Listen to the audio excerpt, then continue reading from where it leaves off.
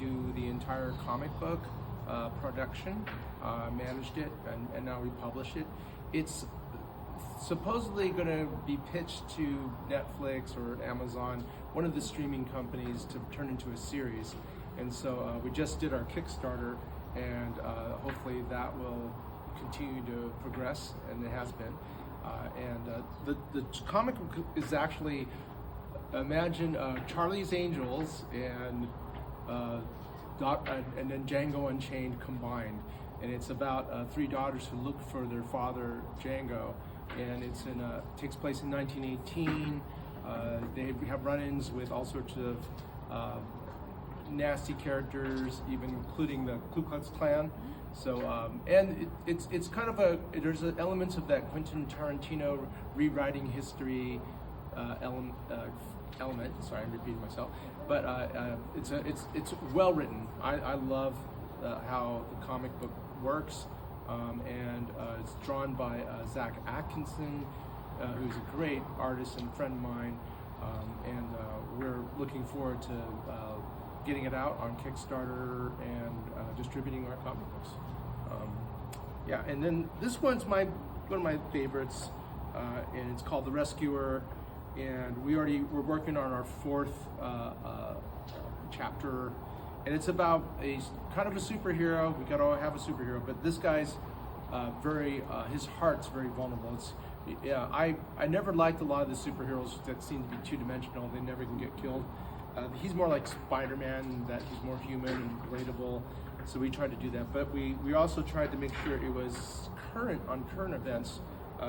One of them we don't want to get too political, but there was a statement about the Ukraine war, and then here didn't say it was Gaza, but we're talking about the Gaza hostage situation. Goes, of course, and tries to rescue hostages, but it's most of the stories about humanitarian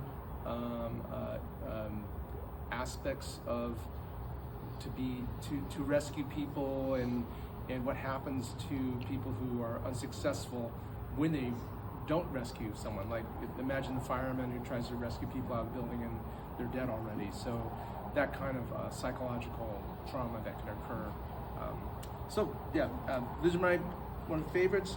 Now, the work, Labor of Love, this is the Labor of Love. This is called Genesis 2.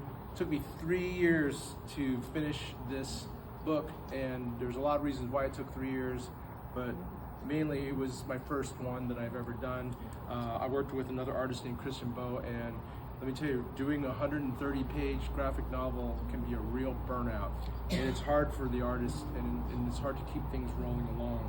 But it's about two childhood friends who are scientists, and they grow up in the typical dystopian future. And he actually does 3 hybrid animals, and they are his protectors, but they are also, in essence, his superheroes. And so it's a sci-fi, and it's for teens. There's nothing too gritty or bloody in it.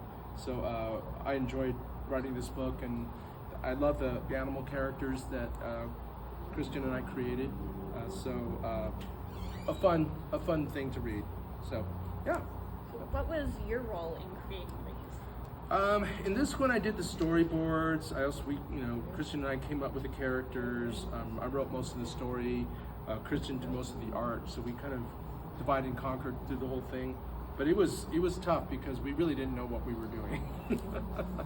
So, but I'm very proud of it. In the end, we had other artists help us finish the book, and it's again, sometimes you want to finish something, you set out to finish it, and it's hard work, but I'm glad I'm done. So it's great. So in addition to these, which are for older readers, you have some comic books for younger readers. Yes, we have. I have a book called Luna, and it's I'll grab it over here. And we have kids books. So we have ones. This is for kids from 4 to 6 years old, and it's about basically, it's about a cat that's able to go to the moon with his astronaut owner. So we had a lot of fun doing this one. My friend Mike Meemister and his partner Selena Tankoy wrote it on the back of a napkin, literally, and then I produced it, and an artist, a friend of mine, John Jar Rodriguez, finished the art. He actually watercolored all the pages, and we did use Photoshop to correct it, so some of the tricks of the trade. Now, in addition to making all these comic books, you're also a musician. Can you tell us about that? Yeah, I've always loved music. I always liked singing. Actually this year, I went on tour in India and Dubai, and I'm my own label, so I self-funded, but 2 of my songs hit #1 on World Indie Radio. Oh, great. That was great. And then in August, I found out I was submitted for a Grammy nomination. And I don't know if anyone's aware, I'm not nominated yet, I'll find out November 8th, but it was for Best Pop Solo Performance. So I try to stay busy. In the meantime, I take care of my 91-year-old mom, and I have a physical therapy business in Northern California. And I just got married on Thursday, so it's been, yeah, it was great, overdue. And I'm just happy that things are moving in the right direction. So yeah, thank you. So then, how you have your day job, you have physical therapy, and then you're doing these things on the side. How do you find the time to work on these and just like manage things so that you are able to make these things without going broke? Because I know a lot of artists struggle with that. I work very hard. I've been doing it for decades. So you build you amass capital or resources, and then when it's time, you want to play.